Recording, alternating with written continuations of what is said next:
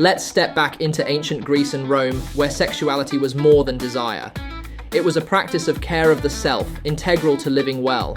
For the Greeks, sexual acts weren't moralized as good or bad, but viewed as part of an ethical life that valued self-discipline. Here, a man was not expected to deny desire, but to master it, balancing his passions in harmony with virtues like moderation and wisdom. Sexual encounters were a measure of character, a testament to self-control, dignity, and restraint. Imagine a young Greek citizen taught to practice enkratia, the art of self-restraint. His pleasures, from food to love, were all part of a life aligned with virtue.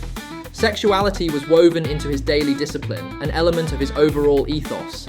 Love and attraction were not forces to fear, but to respect, reflecting an inner strength that balanced desire without letting it rule. The Romans adopted and expanded these principles, transforming them into ethical codes that bridged personal and public virtue.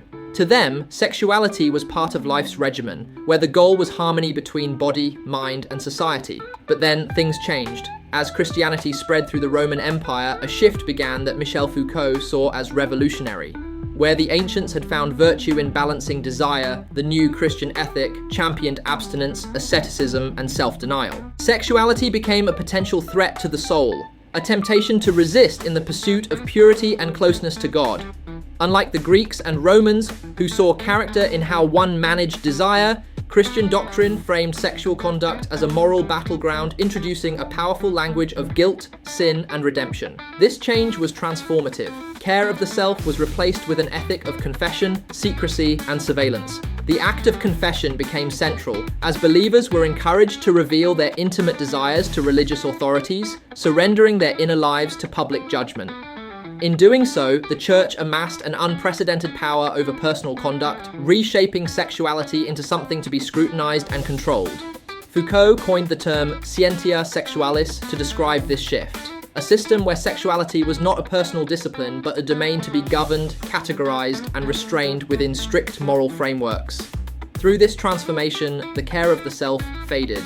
Sexuality was no longer a way to build character, but a moral threat to resist. A powerful ethic of self-denial took hold, casting desire in the shadows. From this point on, sexuality became less about individual ethics and more about societal control, laying the foundation for centuries of moral scrutiny. This redefined sexuality was a far cry from the Greeks and Romans' balanced views, marking the start of a long journey of repression that continued through the Middle Ages, the Victorian era, and into modern times. Foucault's study of this shift offers us a haunting realization. These ancient approaches to sexuality remind us that there was once space for seeing desire not as a problem, but as part of a well-lived life. Perhaps this wisdom lingers, suggesting a way to view sexuality once again as a path of balance, integrity, and self-respect. Found this fascinating? Want to master and enjoy your intimate life in a sex-positive way? Join us on lifesexplicit.com for unfiltered sex and relationship support and knowledge. Escape the algorithms and follow our Telegram channel, telegram.lifesexplicit.com. Dare to live the life you want and dream of.